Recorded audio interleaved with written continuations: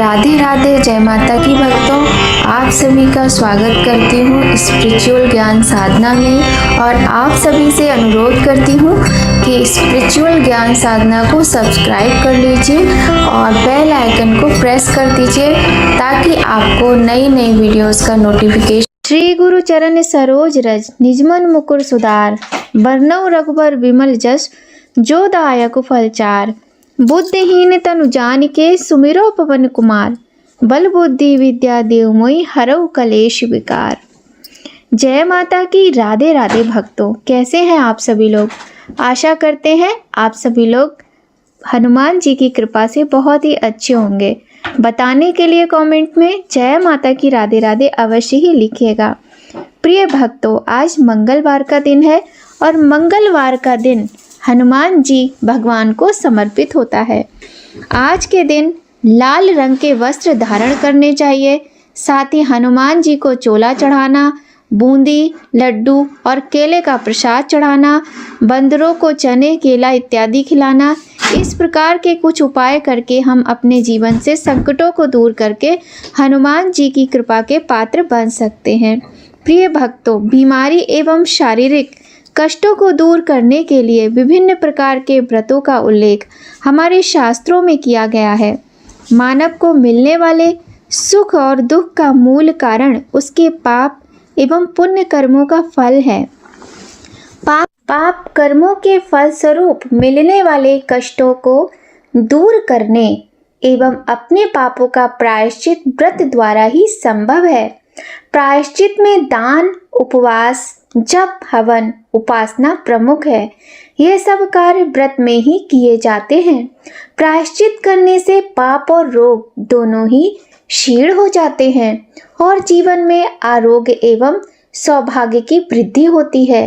मंगल यदि जन्म लग्न, वर्ष लग्न, महादशा, प्रत्यंतर दशा आदि गोचर में अनिष्टकारी हो तो उसकी शांति के लिए मंगलवार का व्रत किया जाता है। मंगल के प्रदायक देवता का वार है मंगलवार। मंगल के देवता जब प्रसन्न हो जाते हैं तो अपार धन संपत्ति, राज सुख, निरोगता, ऐश्वर्य, सौभाग्य, पुत्र पुत्री प्रदान किया करते हैं। युद्ध विवाद में शत्रुओं पर विजय, नौकरी में उच्च पद की प्राप्ति, यह सभी मंगल की कृपा से मिलता है। दुर्भाग्यवश अगर मंगल देवता रुष्ट हो जाए, अगर मंगल देवता नीच स्थान में हो, मंगल की दशा बदलकर क्रूर हो जाए तो यह देव सुख, वैभव, संतान की प्राप्ति तथा दुख और कष्टों के निवारण हेतु मंगलवार का व्रत करना चाहिए। स्वभाव की क्रूरता, रक्त विकार, संतान की चिंता, संतान को कष्ट, कर्जे को चुकाना, धन की प्राप्ति ना होना आदि निवारण हेतु मंगलवार का व्रत अति उत्तम एवं श्रेष्ठ साधन है। प्रिय भक्तजनों, श्री हनुमान जी की उपासना से वाचिक, मानसिक और संसर्ग जनित पाप, उपपाप तथा महापाप से दूर होकर सुख, धन तथा यश की प्राप्ति होती है। सभी प्रकार के सुख, ऐश्वर्य, रक्त विकार, राज दरबार में सम्मान, उच्च पद प्राप्ति एवं पुत्र प्राप्ति के लिए मंगलवार का व्रत किया जाता है। तो प्रिय भक्तों, आज मंगलवार का दिन है और आज मंगलवार का व्रत किया जाता है। आज हम आप सभी को मंगलवार की व्रत की कथा सुनाते हैं। आइए भक्तों, प्रारंभ करते हैं बहुत ही सुंदर, पौराणिक और अत्यंत दुर्लभ कथा। आप सभी से एक बार हाथ जोड़कर निवेदन करते हैं कि कथा को पूरा सुनना चाहिए। बीच में छोड़कर जाने से कथा का पुण्य फल प्राप्त नहीं होता है। ये मंगलकारी मंगलवार व्रत की कथा आप सभी को अवश्य सुनना चाहिए। यदि आप पूरी कथा का श्रवण करते हैं तो आपके जीवन में भी सब कुछ मंगल ही मंगल होगा। तो आइए भक्तों, प्रारंभ करते हैं मंगलवार व्रत कथा। बोलिए गणेश भगवान की जय, गौरी शंकर भगवान की जय, लक्ष्मी नारायण भगवान की जय, श्री हनुमान जी महाराज की जय। व्यास जी ने कहा, एक बार नैमिषारण्य तीर्थ में 80,000 मुनि एकत्र होकर पुराणों के ज्ञाता श्री सूत जी से पूछने लगे, हे महामुने, आपने हमें अनेक पुराणों की कथाएं सुनाई हैं। अब कृपा करके हमें ऐसा व्रत और कथा बताएं जिसके करने से संतान की प्राप्ति ऐसा व्रत और कथा बताएं जिसके करने से संतान की प्राप्ति हो तथा मनुष्यों को रोग, शोक, अग्नि, सर्व दुख आदि का भय दूर हो, क्योंकि कलयुग में सभी जीवों की आयु बहुत कम है। फिर इस पर उन्हें रोग चिंता के कष्ट लगे रहते हैं, तो फिर वह श्री हरि के चरणों में अपना ध्यान कैसे लगा सकेंगे। श्री सूत जी बोले, हे मुनियों, आपने लोक कल्याण के लिए बहुत ही उत्तम बात पूछी है। एक बार युधिष्ठिर ने भगवान श्री कृष्ण से लोक कल्याण के लिए यही प्रश्न किया था। भगवान श्री कृष्ण और युधिष्ठिर का संवाद तुम्हारे सामने कहता हूँ, ध्यान देकर सुनो। एक समय पांडवों की सभा में श्री कृष्ण जी बैठे हुए थे। तब युधिष्ठिर ने भगवान श्री कृष्ण से प्रश्न किया, हे प्रभु नंद नंदन गोविंद, आपने मेरे लिए अनेकों कथाएं सुनाई हैं। आज आप कृपा करके ऐसा व्रत या कथा सुनाएं जिसके करने से मनुष्य को रोग चिंता का भय समाप्त हो और उसको पुत्र की प्राप्ति हो। हे प्रभु, बिना पुत्र के जीवन व्यर्थ है। पुत्र के बिना मनुष्य नरकगामी होता है। पुत्र के बिना मनुष्य पितृ ऋण से छुटकारा नहीं पा सकता और ना ही उसका पुनग नामक नरक से उद्धार हो सकता है। अतः पुत्रदायक व्रत बतलाएं। श्री कृष्ण भगवान बोले, हे राजन, मैं एक प्राचीन इतिहास सुनाता हूँ, आप उसे ध्यान पूर्वक सुनो। कुंडलपुर नामक एक नगर था। उसमें नंदा नामक एक ब्राह्मण रहता था। भगवान की कृपा से उसके पास सब कुछ था, फिर भी वह दुखी था। इसका कारण यह था कि ब्राह्मण की स्त्री सुनंदा के कोई संतान ना थी। सुनंदा पतिव्रता स्त्री थी, भक्ति पूर्वक श्री हनुमान जी की आराधना करती थी। मंगलवार के दिन व्रत करके अंत में भोजन बनाकर हनुमान जी का भोग लगाने के बाद स्वयं भोजन करती थी। एक बार मंगलवार के दिन ब्राह्मणी गृह कार्य की अधिकता के कारण हनुमान जी को भोग ना लगा सकी। इस पर उसे बहुत अधिक दुख हुआ। उसने कुछ खाया भी नहीं और अपने मन में प्रण किया कि अब तो अगले मंगलवार को ही हनुमान जी का भोग लगाकर अन्न जल ग्रहण करूंगी। ब्राह्मणी सुनंदा प्रतिदिन भोजन बनाती, श्रद्धा पूर्वक पति को खिलाती, परंतु स्वयं भोजन नहीं करती और मन ही मन श्री हनुमान जी की आराधना करती थी।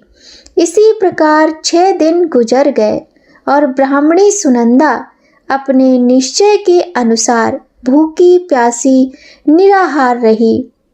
अगले मंगलवार को ब्राह्मणी सुनंदा प्रातः काल ही बेहोश होकर गिर पड़ी।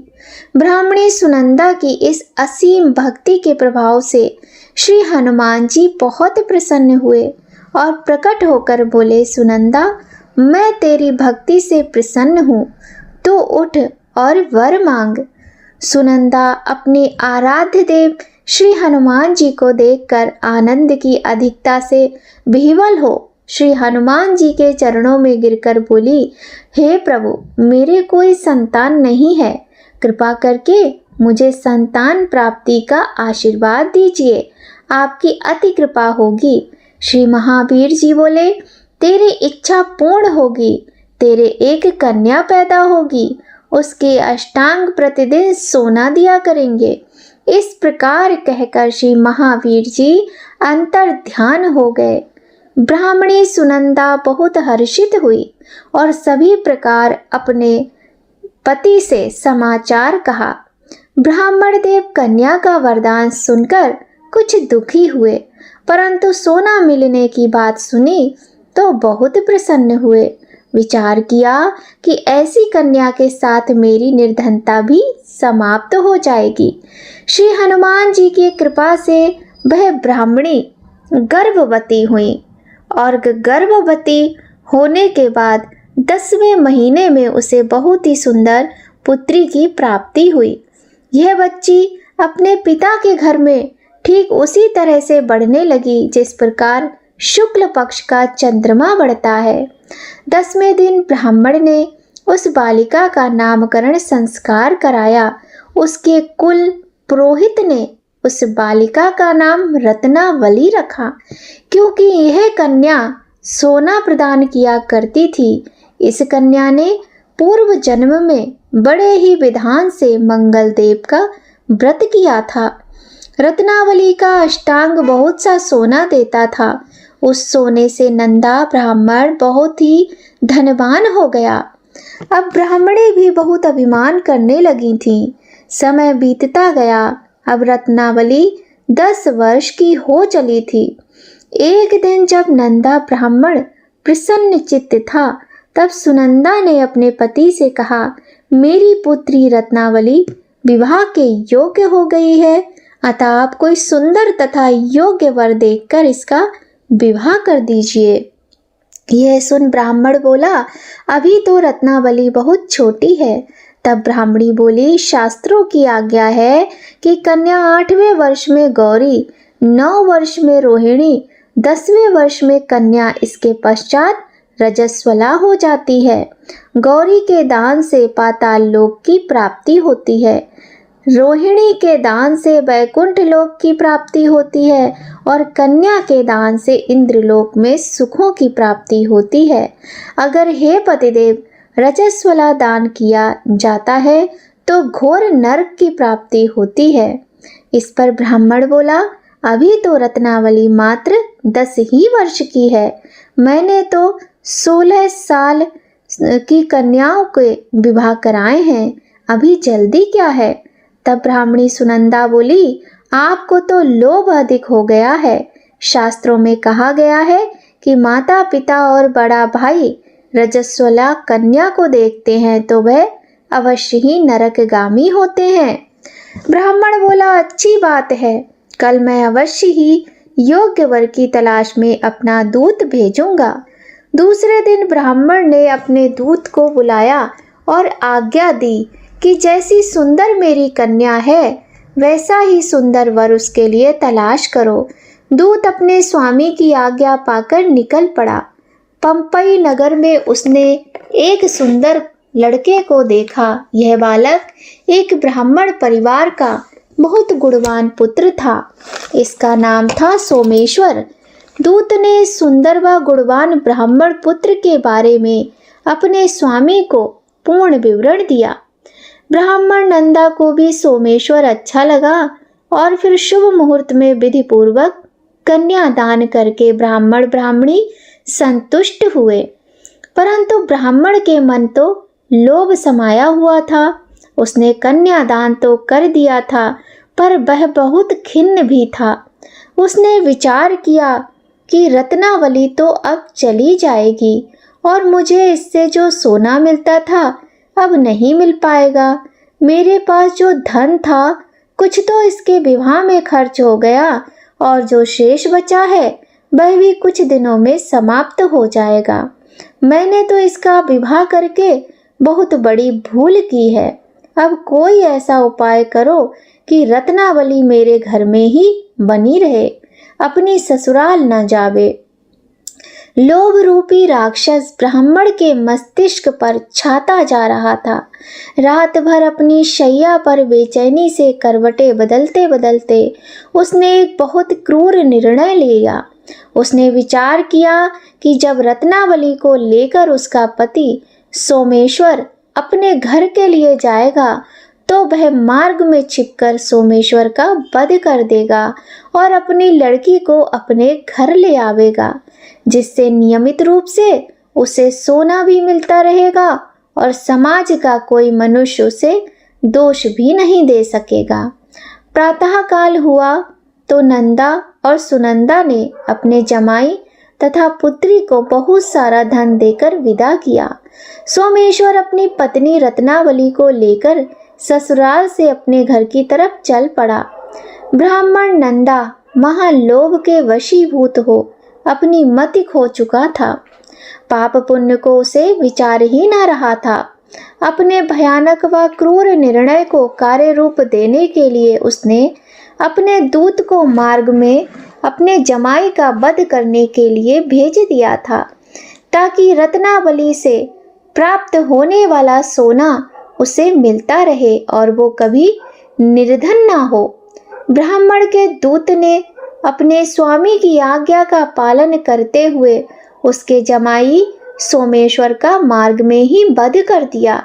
समाचार प्राप्त कर ब्राह्मण नंदा मार्ग में पहुंचा और रुदन करती अपनी पुत्री रत्नावली से बोला, हे पुत्री, मार्ग में लुटेरों ने तेरे पति का वध कर दिया है। भगवान की इच्छा के आगे किसी का कोई वश नहीं चलता है। अब तू घर चल, वहां पर ही रहकर शेष जीवन व्यतीत करना। जो भाग्य में लिखा है वही होगा। अपने पति की अकाल मृत्यु से रत्नावली बहुत दुखी हुई। करुण क्रंदन व रुदन करते हुए अपने पिता से बोली, हे पिताजी, इस संसार में जिस स्त्री का पति नहीं है उसका जीवन व्यर्थ है। मैं अपने पति के साथ ही अपने इस शरीर को जला दूंगी और सती होकर अपने इस जन्म को, माता पिता के नाम को तथा सास ससुर के यश को सार्थक करूंगी। ब्राह्मण नंदा अपनी पुत्री रत्नावली के वचनों को सुनकर बहुत दुखी हुआ। विचार करने लगा, मैंने व्यर्थ ही जमाई का वध करके अब पाप अपने सिर लिया।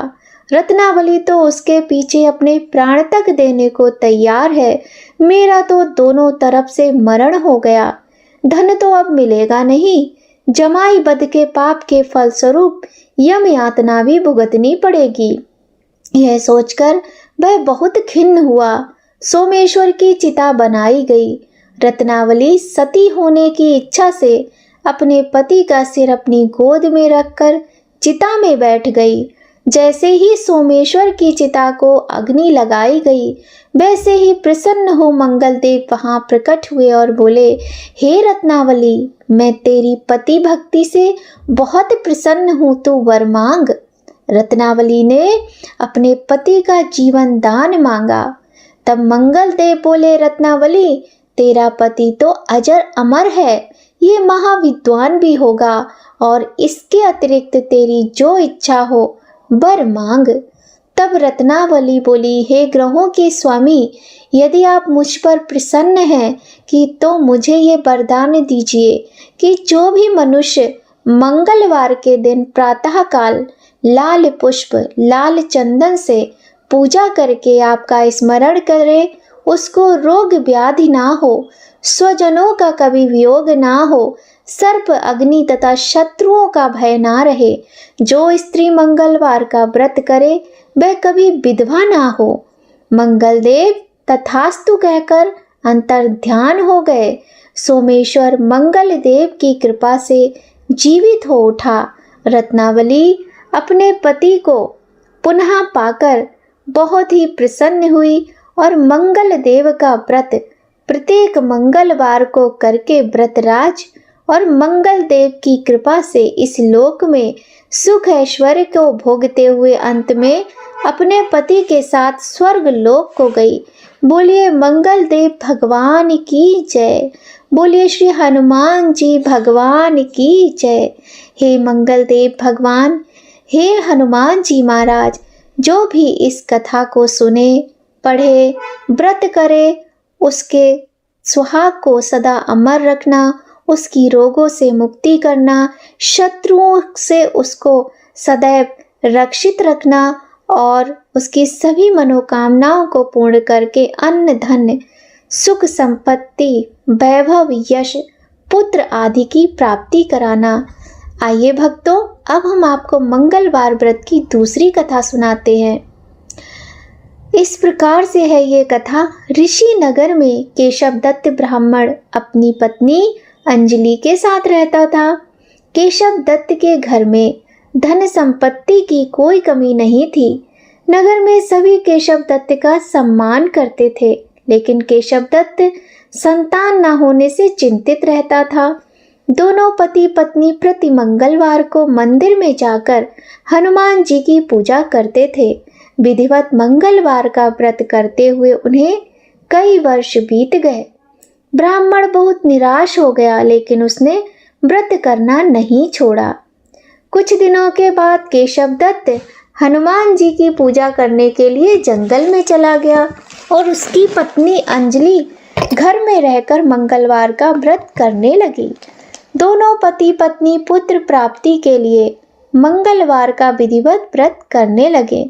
कुछ दिनों बाद अंजलि ने अगले मंगलवार को व्रत किया, लेकिन किसी कारणवश उस दिन अंजलि हनुमान जी को भोग नहीं लगा सकी और वह उस दिन सूर्यास्त के बाद भूखी सो गई। अगले मंगलवार को हनुमान जी को भोग लगाए बिना उसने भोजन ना करने का प्रण कर लिया। 6 दिन तक अंजलि भूखी प्यासी रही और 7वें दिन मंगलवार को अंजलि ने हनुमान जी की पूजा की, किंतु भूख प्यास के कारण वह मूर्छित हो गई। हनुमान जी ने उसे स्वप्न में दर्शन देते हुए कहा, उठो पुत्री, मैं तुम्हारी पूजा पाठ से अत्यधिक प्रसन्न हूँ। तुम्हें सुंदर और सुयोग पुत्र होने का वर देता हूँ। यह कहकर हनुमान जी अंतर ध्यान हो गए। तत्काल अंजलि को होश आया और उसने उठकर हनुमान जी को भोग लगाया तथा स्वयं भोजन किया।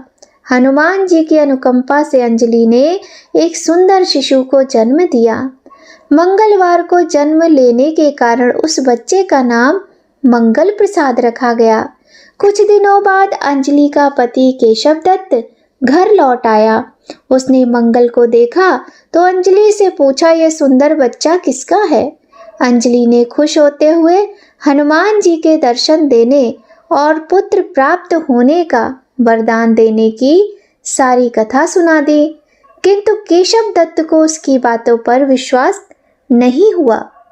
उसके मन में पता नहीं कैसे यह कलुषित विचार आ गया कि अंजलि ने उसके साथ विश्वासघात किया है और अपने पापों को छिपाने के लिए अंजलि झूठ बोल रही है। अब केशव दत्त ने उस बच्चे को मार डालने की योजना बनाई। एक दिन केशव दत्त स्नान के लिए कुएं पर गया। मंगल भी उसके साथ था।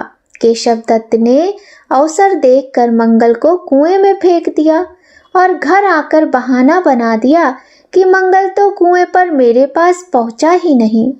केशव दत्त का इतना कहने के ठीक बाद मंगल दौड़ता हुआ घर आया। केशव दत्त मंगल को देखकर बुरी तरह हैरान हो गया। उसी रात हनुमान जी ने केशव दत्त को स्वप्न में दर्शन देते हुए कहा, तुम दोनों के मंगलवार व्रत करने से प्रसन्न होकर पुत्र जन्म का वर मैंने दिया था, फिर तुम अपनी पत्नी को उल्टा क्यों समझते हो? उसी समय केशव दत्त ने अंजलि को जगाकर उससे क्षमा मांगते हुए स्वप्न में हनुमान जी के दर्शन देने की सारी। केशव दत्त ने अपने पुत्र को हृदय से लगाकर बहुत प्रेम किया। उस दिन के बाद वे सभी लोग आनंद पूर्वक रहने लगे। मंगलवार का विधिवत व्रत करने से केशव दत्त और उनके सभी कष्ट दूर हो गए। इस तरह जो भी स्त्री पुरुष विधिवत मंगलवार का व्रत करके कथा सुनते हैं, हनुमान जी उनके सभी कष्ट दूर करके घर में धन संपत्ति का भंडार भर देते हैं। शरीर के सभी रक्त विकार के रोग भी नष्ट हो जाते हैं। बोलिए प्रिय भक्तों, श्री हनुमान जी महाराज की जय। बोलिए मंगल देव भगवान की जय। तो यह थी बहुत ही सुंदर कथाएं मंगलवार के व्रत की। प्रिय भक्तों, यदि आपको आज की वीडियो थोड़ी भी अच्छी लगी हो, वीडियो आपके लिए हेल्पफुल हो, तो इस वीडियो को लाइक करके चैनल को सब्सक्राइब जरूर कर लीजिएगा और बेल आइकन को प्रेस कर दीजिए ताकि आपको महत्वपूर्ण वीडियोस का नोटिफिकेशन समय पर मिल सके। तो भक्तों, आज की वीडियो में बस इतना ही। और किसी भी व्रत में हमें कथा सुनने के बाद भगवान की आरती अवश्य ही करनी चाहिए। यदि आप मंगलवार का व्रत करते हैं तो आपको हनुमान जी के और मंगल देव के मंत्रों का जाप भी अवश्य ही करना चाहिए। तो भक्तों, आप सभी लोग अपना ध्यान रखें, स्वस्थ रहें, प्रसन्न रहें। हनुमान जी भगवान की कृपा आप सभी पर सदा बनी रहे। इसी कामना के साथ आज की वीडियो यहीं पर संपन्न होती है और मिलते हैं आपसे नई कहानी, नई जानकारी के साथ एक नई वीडियो में। तब तक सभी लोग खूब खुश रहिए, स्वस्थ रहिए। जय माता की। राधे राधे भक्तों।